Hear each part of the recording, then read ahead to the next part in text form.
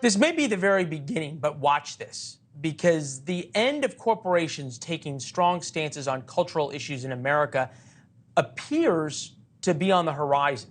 A growing number of companies face boycotts for pushing trans products or using trans spokespeople. Target, Budget, Lego are just a few. We should note many of the conservative groups complaining about these brands used to decry cancel culture altogether, but that's a different discussion.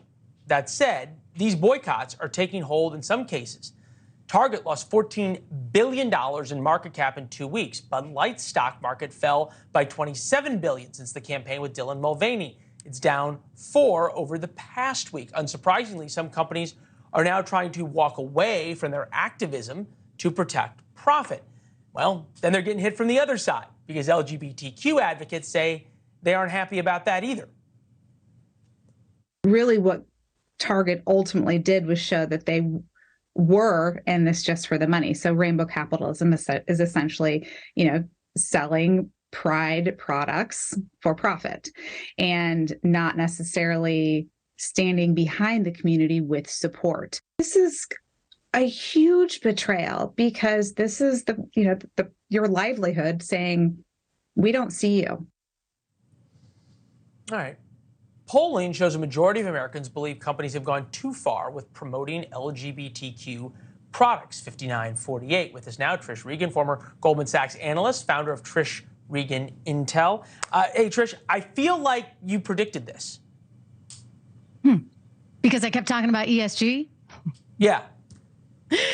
Look, I mean, there's sort of I don't have to tell you, sort of a wokeness going on in society right now. And that has actually crept into the business community. And you've seen a ton of it. And it's coming in part, yes, from the political atmosphere in which we now live, Leland, but also not just the political atmosphere, but what you're seeing on Wall Street vis-a-vis what's known as ESG, environmental social governance. And this is the criteria by which the likes of BlackRock, which just happens to be the largest asset management company in the world, is now deciding whether or not they're going to invest in a particular company. It comes down to whether you have the sort of right environmental social governance in place. Are you green enough? Are you diverse enough? Are you satisfying the diversity of the customer base enough? So instead of saying, okay, well, wait a second, we're going to decide, like, are they earning enough? Are they making enough money? Are they profitable enough? No, we're going to actually take this other criteria and we're going to fold it in and we're going to decide what a company is really worth and whether we will invest in that company based on these other sort of more ethereal type things.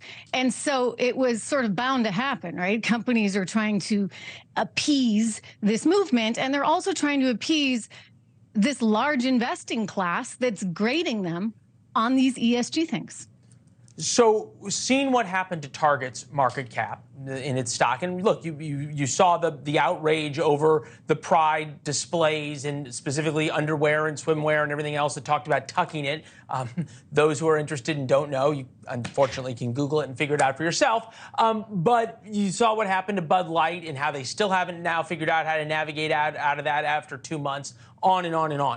Thanks for watching. Go to newsnationnow.com to find NewsNation on your television provider. And don't forget to subscribe. Click the red button to get more of NewsNation's fact-driven, unbiased coverage.